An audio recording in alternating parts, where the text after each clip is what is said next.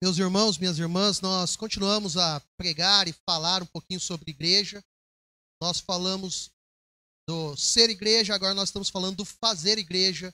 Falamos da pregação do evangelho e agora nós estamos falando acerca da adoração. Semana passada o Felipe começou pregando sobre isso, falando em João capítulo 4, não me falha a memória, e nós daremos continuidade. Eu quero convidar você a abrir a sua Bíblia no Evangelho de Mateus, capítulo 22, versículo 34 até o versículo 40. Evangelho de Mateus, capítulo 22, versículo 34 até o versículo número 40.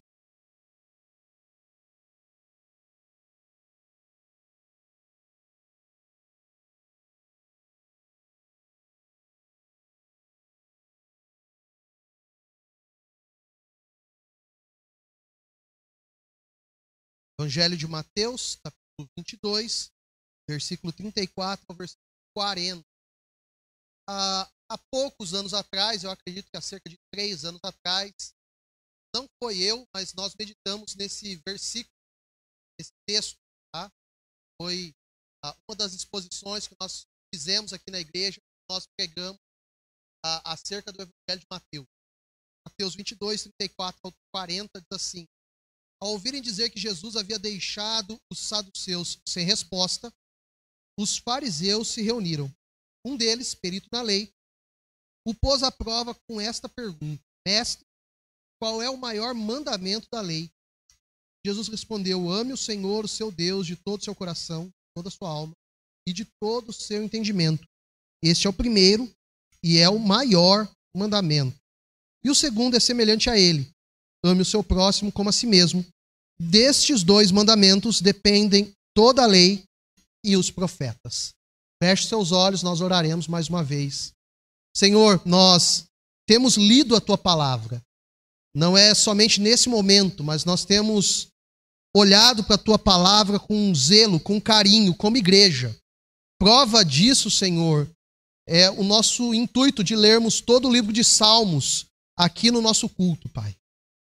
Outra questão que mostra, evidencia isso, é o fato de toda a escola dominical nós estarmos trabalhando já há alguns anos os livros bíblicos com a intenção de lê-los e aprendermos acerca deles, Pai. Nós queremos encarar a tua palavra sempre com seriedade. Nos ajuda, Senhor, no nome de Jesus. Amém e amém. Alguns anos atrás, cerca de 20 anos atrás, um filósofo secular chamado David Foster Wallace, ele foi falar numa formatura, numa faculdade norte-americana, e ele era bem relevante nesse meio, tinha grandes ideias, grandes pensamentos, parecido com a Trindade no Brasil, aqui da filosofia, né? O Cortella e os outros, né? Só para vocês entenderem um pouquinho a dimensão dele lá fora. E o discurso dele na faculdade foi sobre adoração. E ele começou o discurso falando que todo ser humano é um ser que adora. E, detalhe, ele era um pagão, um ateu. Ele não cria em Deus. A palavra ateu é melhor do que pagão, né? Ele é um ateu, ele era um ateu. Ele não cria em Deus. Mas o discurso dele impactou aquela turma de formandos. E daí ele discorre um texto, você encontra esse texto na internet facilmente. Ele discorre todo o texto e mostra para mim e para você o quanto nós somos adoradores. O ponto importante para mim e para você é o seguinte: se nós não adoramos a Deus, nós adoramos qualquer outro elemento da criação. E uma prova disso é um livro de um autor chamado Tim Keller. Pastor Antônio, eu, o Felipe, o Caio, temos citado esse autor presbiteriano, norte-americano. Ele plantou uma igreja no centro de Manhattan, uma das localidades mais ateias que há no mundo, e é uma igreja extremamente relevante naquele lugar. Ele escreveu um livro intitulado Deuses Falsos, para mostrar como que a nossa sociedade tem produzido, alimentado e fortalecido falsos deuses dentro da nossa cultura, dentro da nossa mentalidade. E ele vai falar dos falsos deuses como trabalho, casamento, dinheiro, filhos. Mas você pensa que ele está olhando somente para a sociedade? Ele começa a mostrar os exemplos dentro da Bíblia, de como as pessoas no mundo bíblico deixam de adorar o Senhor e adoram falsos deuses. Ponto importante para nós lembrarmos toda vez que nós estivermos falando acerca de adoração aqui. Todo o Antigo Testamento, um dos pontos centrais que Deus tenta inculcar na mente do povo é que eles não tenham outros deuses. No Novo Testamento, em Romanos capítulo 1, o apóstolo Paulo diz que se nós não adoramos a Deus, ou nós fabricamos um Deus para adorar, ou adoramos o nosso próprio umbigo. Bom, eu preciso talvez corrigir 2 pensamentos que estejam contigo nesse momento. 2 pensamentos. O primeiro é uma certa diminuição acerca do que é adoração. A adoração é extremamente importante. Se você ler Gênesis, capítulo 1 e capítulo 2, eu soube que o pastor Antônio usou Gênesis 2 para falar com os homens ontem. Não participei, estava chegando de viagem, cheguei 4h30. Perdão, pastor. Próxima vez, no churrasco, eu estarei lá. No Marcelinho? Estarei lá. Gênesis 1 e Gênesis 2, no mínimo você tem 3 maneiras de você interpretar esses capítulos. Eu vou explicar o mais rápido possível. Se você quiser, depois você pode me perguntar e eu aprofundo esse pensamento.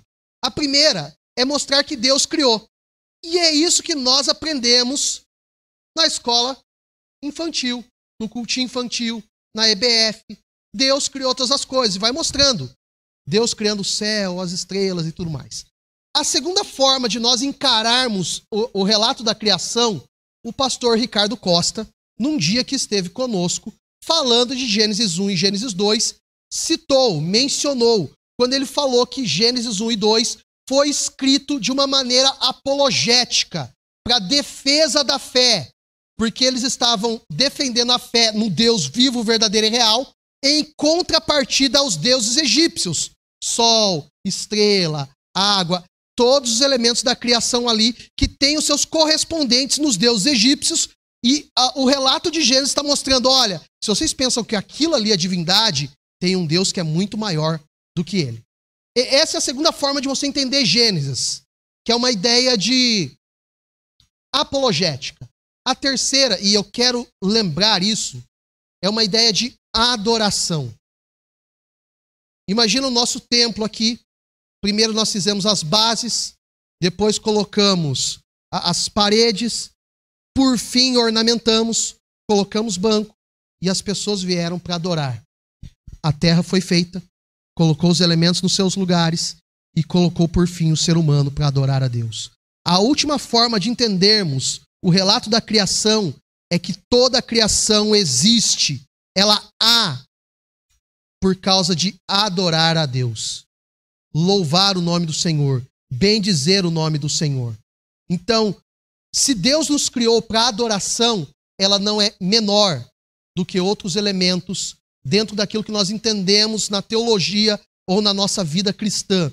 Inclusive, ela não é menor do que a ação missionária, evangelho, evangelismo. E você percebe isso se você ler em Êxodo, capítulo 34, versículo 14. Está claramente lá assim: não busquem outros deuses, adorem somente um Deus, que é o Deus zeloso. É o Deus verdadeiro e real. Quando você vai para o livro de Salmos, ele está constantemente repetindo: cantem ao Senhor. E exatamente assim, no imperativo. Não é uma opção, é uma ordem de Deus. Cantem. A expressão aleluia, muito presente na Escritura, literalmente é traduzido por louvem a Deus, que também é um imperativo. Isso significa que a adoração, seja ela por expressões corporais, por música, por canto, por gestos que nós fazemos, é extremamente importante biblicamente. E nós precisamos corrigir alguns equívocos que deixam de lado, de maneira secundária, a adoração. O segundo equívoco que eu preciso corrigir antes de nós olharmos para o texto, mas já é fazendo uma ponte com o nosso texto, é entender que nós não podemos fazer um reducionismo acerca de Deus, num dos atributos dele, num dos atributos comunicáveis de Deus, que está em Deus e está em nós também, e que nós corremos o sério risco de reduzirmos Deus somente a ele, que é amor. Principalmente quando nós lemos textos como esse que nós estamos lendo. Deus é amor? Claro que sim. 1 João, capítulo 4. O ponto é que ele não é somente amor. Ele tem outros atributos, comunicáveis e incomunicáveis. Atributos que estão somente nele e atributos que encontram correspondentes em nós. Então, nós vamos falar várias coisas aqui acerca do texto que nós vamos meditar nessa noite. Mas nós não podemos esquecer que Deus é além de amor. Além de amor. Então, quando eu olho para esse texto, penso, reflito, medito, não tem como não ficar... Eu usei uma expressão com a Josi esses dias, ela não gostou muito, mas eu vou usar ela de novo aqui. Não tem como nós não ficarmos embasbacados quando a gente lê esse texto. As pessoas ficaram sem palavras diante de Jesus. E esse é o primeiro aspecto. Jesus demonstra toda a sua sabedoria. Tanto no início do texto, o versículo 34, ao ouvirem isso, que Jesus havia deixado os saduceus sem resposta, os fariseus se reuniram. Tudo que vem depois aqui, todo questionamento, toda pergunta, foi por causa da sabedoria de Jesus, que deixou os peritos da lei dentro dos saduceus sem resposta. Sabe qual é o nosso problema e o porquê várias vezes nós não adoramos a Deus da maneira que nós deveríamos adorar? É porque nós não enxergamos mais Jesus com essa mesma admiração ao ponto de deixar-nos sem palavra e de deixar as pessoas sem palavras. Há um alto senso em nós de nos acostumarmos com o sagrado. Nós nos acostumamos com isso. Você lê a palavra de Deus e você começa a ficar familiarizado com ela, começa a decorar ela. E daí você perde aquele senso de surpresa toda vez. Só que Jesus está demonstrando a sua sabedoria, que deveria sempre nos deixar sem palavras, admirados. E reconhecer que existe alguém que é sempre maior e melhor do que nós. E se nós pensamos que nós somos pessoas especiais, cheias de inteligência, sabedoria, e que fazemos coisas extraordinárias, existe um Jesus que deixa eu e você sem palavras. Assim como deixou os saduceus. E isso nós estamos falando no começo do texto. Mas o versículo 41, Jesus faz uma pergunta para aqueles peritos da lei, que também deixa eles sem resposta. Também deixa eles sem resposta. Algum tempo atrás, eu acho que já tem mais de um ano, eu preguei aqui em Provérbios capítulo 8, falando acerca da pessoa sabedoria. E nós fizemos um link dessa pessoa sabedoria com Jesus Cristo. Jesus Cristo é o ser, a pessoa mais sábia sobre a face da terra. Que caminhou por aqui, que viveu por aqui.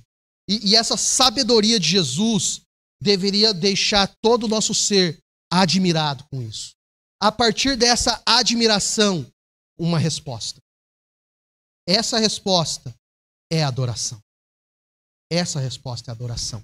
Mas ainda pensando nessa sabedoria de Jesus, nós precisamos entender que as nossas melhores respostas, os nossos melhores argumentos, eles se tornam supérfluos diante de Jesus. E de vez em quando nós queremos racionalizar demais com Jesus. De vez em quando nós cometemos esse erro, quando nós queremos justificar as nossas falhas, justificar os nossos pecados diante dele. E daí as pessoas nos confrontam e de repente nós construímos argumentos, respostas, quando nós deveríamos reconhecer que nós somos pecadores, fracos, pequenos, e existe um Deus que é maior e mais poderoso que nós. Quando a palavra nos confronta, e eu estou usando palavra propositalmente aqui, porque uma das possíveis traduções para logos é palavra. Isso significa que existe uma palavra escrita, uma palavra revelada, mas também existe uma palavra encarnada. A nossa resposta para a palavra deveria ser sempre adoração. Sempre adoração. Mesmo quando nós ouvimos uma palavra que aos nossos ouvidos e ao nosso coração é dura, a nossa resposta deveria ser adoração. Adoração. Jesus deixou aqueles homens sem resposta e depois ele vai responder o questionamento do fariseu. E esse capítulo como um todo, ele é sempre sobre esses embates entre os mestres da lei e Jesus está mostrando sempre a sabedoria dele. Mas aquilo que Jesus diz para aquelas pessoas é uma resposta de adoração. Ame a Deus. Alguém colocou essa caixa aqui, ó. Daí eu quase tropecei nela. E ia estar filmada ainda na internet, para depois aparecer no Worship Fails ainda. Vocês nunca viram isso? Assistam depois lá, Worship Fails. Vocês vão ver várias coisas como essa. Em primeiro lugar, Jesus demonstra a sua sabedoria. Em segundo, Jesus ensina sobre a vida centrada na adoração. Jesus ensina sobre a vida centrada na adoração. Quando aquele fariseu pergunta, e a resposta de Jesus é ame. E tem toda uma descrição ali, e eu vou por partes nela. A primeira é ame. Eu tenho falado aqui dos verbos imperativos, esse também é um imperativo. É uma ordem. Ele não está dando uma condicional para você. Não é ame se você receber uma bênção. É ame. É uma ordem. Faça isso. Mas esse verbo também, ele é um verbo... Depois, se eu falar errado, a Márcia vai puxar minha orelha. Mas ele é um verbo transitivo direto. Ele não tem um complemento aqui. Ele é simplesmente ame. Não tem barreiras. Não tem coisas por detrás. É ame. E esse é o primeiro mandamento, é amar a Deus. Amar a Deus. O que eu entendo nisso é que amar a Deus é centralizar a minha vida nele. Nós vivemos numa época, principalmente depois do romantismo, em que amor se tornou quase sempre algo platônico, no mundo das ideias, na nossa cabeça, e nós passamos isso para um sentimento. E normalmente nós falamos que amamos as pessoas porque nós temos bons sentimentos acerca dela. Só que amar no sentido bíblico não é ter bons sentimentos acerca de quem Deus é. Amar no sentido bíblico é ter uma vida com Ele, caminhar com Ele, viver para Ele e para mais ninguém. É entender aquilo que o David Foster Wallace falou, que todo ser humano é adorador na sua natureza, e entendermos quem nós adoramos de fato na nossa vida. É entender o que um outro filósofo cristão, agora um cristão, James K. Smith, no livro... Nessas horas sempre foge o nome. Eu vou falar o conceito, se eu lembrar o nome do livro eu falo. Ele diz que nós precisamos constantemente calibrar o nosso coração no amor de Deus. O nosso coração, ele é afetado por amores que não é um amor verdadeiro e real. E nós colocamos esses amores em prateleiras que não deveriam estar. E acabamos substituindo o amor verdadeiro e real que deveria ser pelo nosso Senhor por essas coisas. E nós somos muito bons nisso, viu? Não deveríamos ser, mas somos. Por isso que a gente precisa constantemente desse ajuntamento aqui. Porque esse ajuntamento é uma das formas dele recalibrar o nosso coração. E relembrar que nós não vivemos por nós mesmos. Nós não vivemos por causa desses deuses. Nós vivemos pelo Senhor. Agora você deve estar se perguntando, o que são essas coisas que eu acabo amando? Perceba, tudo aquilo que você gasta mais tempo do que o seu tempo com Deus pode ser um alto potencial de uma divindade sobre a sua vida. Analise a sua vida. Eu não quero apontar para você o que é o seu. Eu sei quais são os altos potenciais na minha vida. na minha vida. Mas quando você olha para esse texto, ele vai falar alguns elementos. Ele vai falar assim, de todo o seu coração, de toda a sua alma, de todo o seu entendimento. Ele está falando de todo o seu ser. Ele não está falando para você amar somente com o coração, os sentimentos. Alguém aqui assistiu Capitão Planeta? Um desenho, passava uns 20, 25 anos atrás, e eles tinham elementos separados, terra, ar, fogo, água, e daí eles falavam tudo isso juntos e virava o Capitão Planeta. De vez em quando nós compartimentamos a nossa vida, e parece que a nossa mente é uma mente filosófica secular, e o nosso coração é do Senhor. Significa que nós temos bons sentimentos para com Deus, mas a nossa mente está longe do Senhor. Esse texto elimina com isso, porque ele fala que não é somente uma parte da sua vida, não é só um compartimento da sua existência que deve seguir ao Senhor, é todo o seu ser.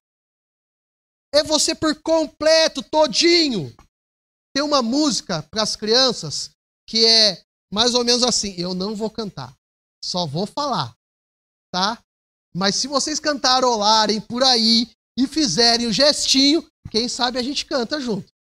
Mas é cabeça, ombro, joelho, pé, olhos, ouvido, boca, todo o meu ser adora o meu Senhor.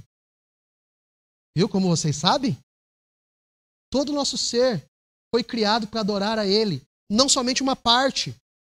Não somente uma parte. Eu tenho falado com algumas pessoas que o maior e melhor instrumento musical que nós temos é o nosso próprio corpo.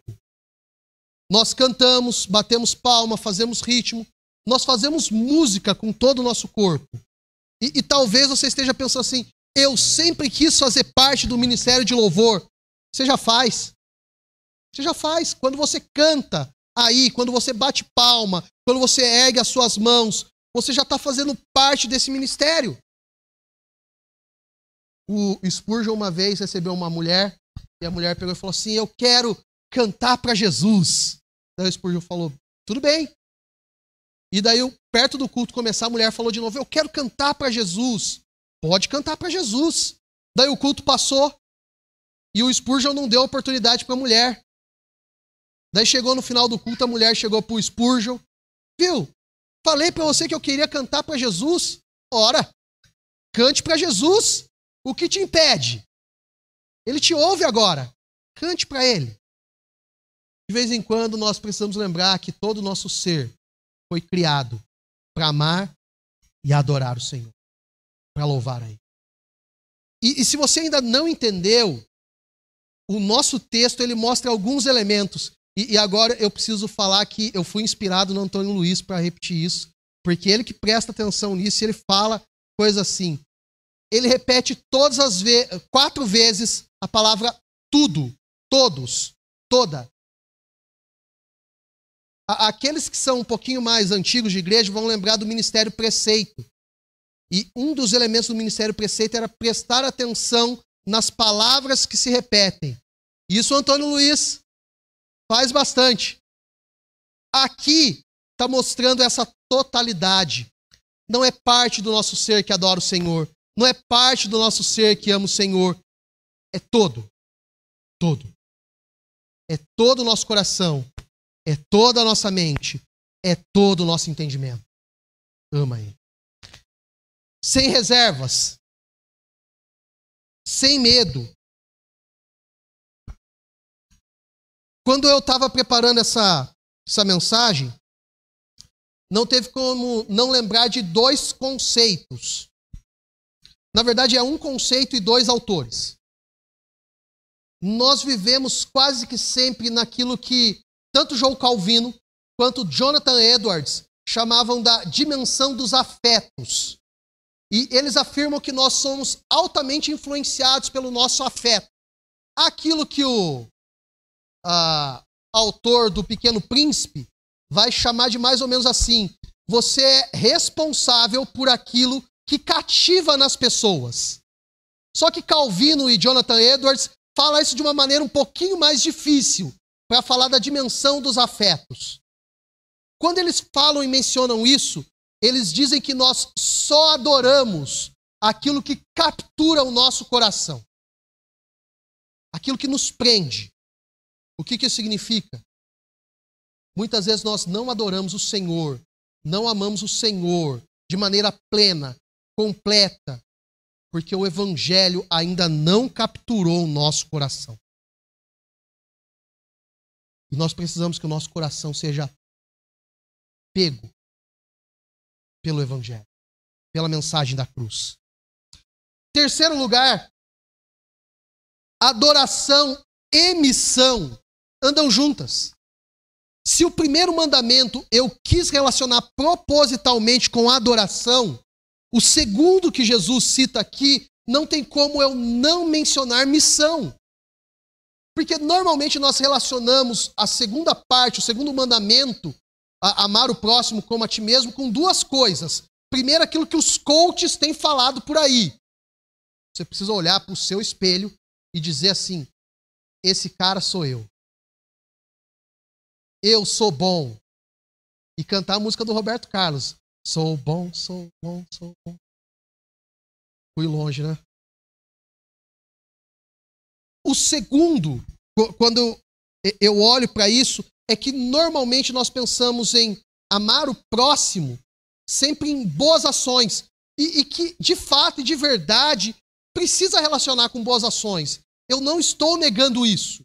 O meu ponto é que a maior prova de amor que nós podemos demonstrar por alguém é falar de Jesus para ela.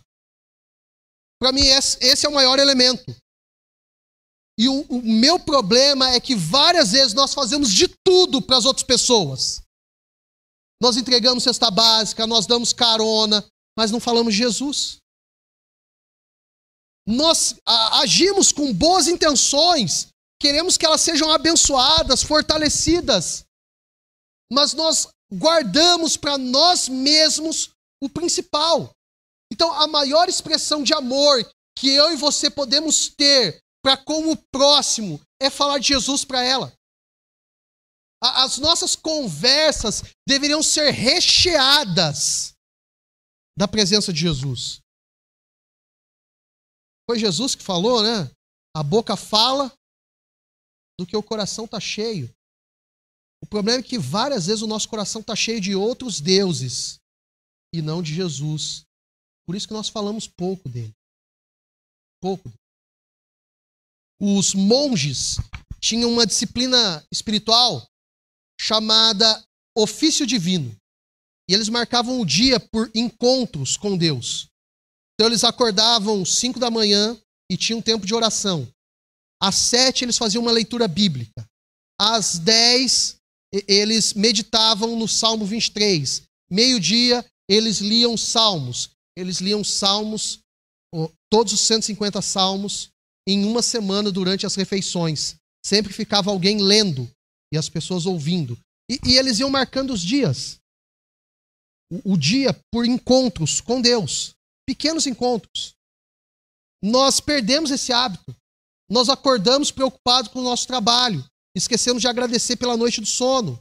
Nós vamos fazer uma refeição e algumas vezes, por vergonha e não queremos orar na frente dos outros, deixamos de orar nas nossas refeições.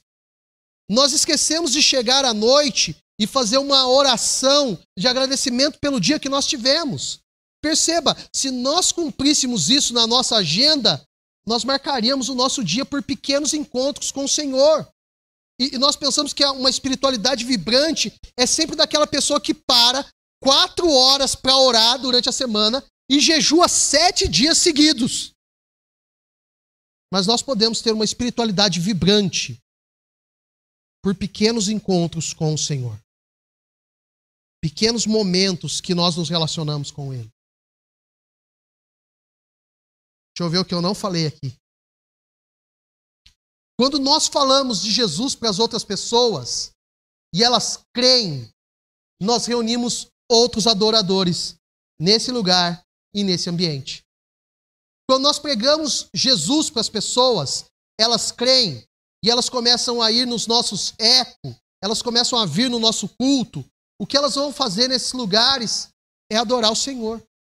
E aqui tem um ponto extremamente importante e que de vez em quando a gente esquece, mas a única coisa que nós faremos no céu é adorar o Senhor.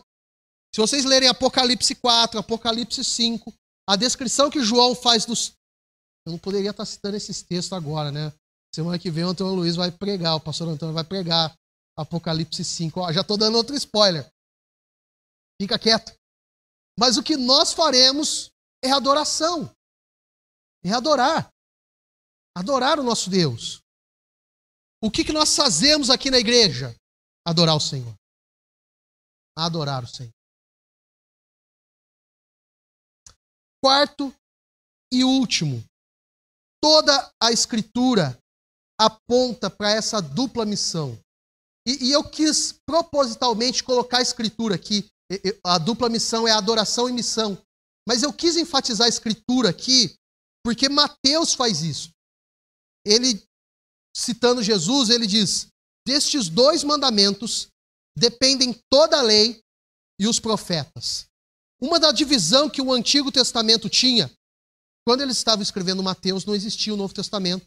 Eles estavam em processo de compilação, mas já existia o Antigo Testamento.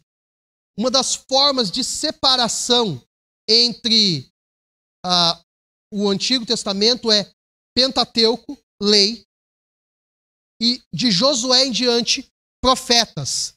Só que de Josué até o que nós chamamos de livros poéticos, são chamados de profeta anteriores. E de Isaías para frente é chamado de profetas posteriores. Você encontra isso em vários livros que demonstram acerca disso. O que Mateus, o que Jesus está citando aqui? Todo o Antigo Testamento, leis e profetas, toda a Bíblia aponta para essa dupla missão. Adoração e missão. Missão e adoração. É importante nós falarmos sobre isso aqui hoje, porque essa semana, uma senhora, loira de cabelo curto, falou que era importante olhar para a Bíblia e reescrever a Bíblia, retirando elementos que não evidenciam um amor presente naquilo que nós entendemos hoje na nossa sociedade. Eu não vou citar o nome da senhora, algumas pessoas que leram, perceberam, ouviram, já sabem do que eu estou falando. E ela disse que era necessário reescrever a Bíblia. Reescrever a Bíblia. Um equívoco muito grande quando o próprio Jesus não exclui leis e profetas, todo o Antigo Testamento. Ele cita, ele argumenta, ele resume, ele aponta. Isso significa que toda a palavra de Deus concorda para uma adoração e uma missão presentes nesse texto. Agora, nós podemos resumir isso tudo que eu falei em ame a Deus, ame o próximo. Ame a Deus, o adore. Ame o próximo, pregue para ele. Fale de Jesus para ele. Dito isso, eu tenho 4 aplicações e eu vou encerrar com elas. A primeira, a nossa adoração pode e deve ser pedagógica. Nós aprendemos com canções, lembra? Cabeça, ombro, joelho e pé. Leia a Bíblia, faça oração, se quiser crescer. As nossas canções podem e devem ser pedagógicas. Isso significa que quando nós cantamos aqui, não é simplesmente um cantar por cantar. É uma expressão de um ensino que deve estar em nós. E eu não estou falando algo que veio da minha cabeça, tá? Lutero já falava isso no movimento da Reforma.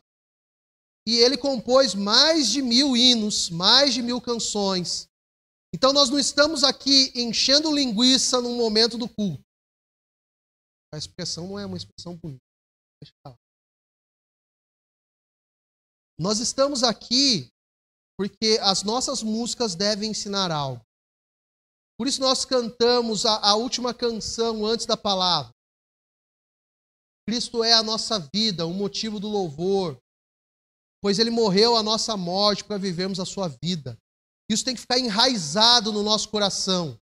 Isso tem que ficar enraizado na nossa mente. E eu sei que vários de vocês vão embora para casa e de vez em quando não lembram da pregação, mas lembram de algumas canções que foram entoadas aqui. E ficam cantarolando elas. Eu sei disso. Eu sei disso. Por isso que as nossas músicas, por serem pedagógicas, precisam ser bíblicas.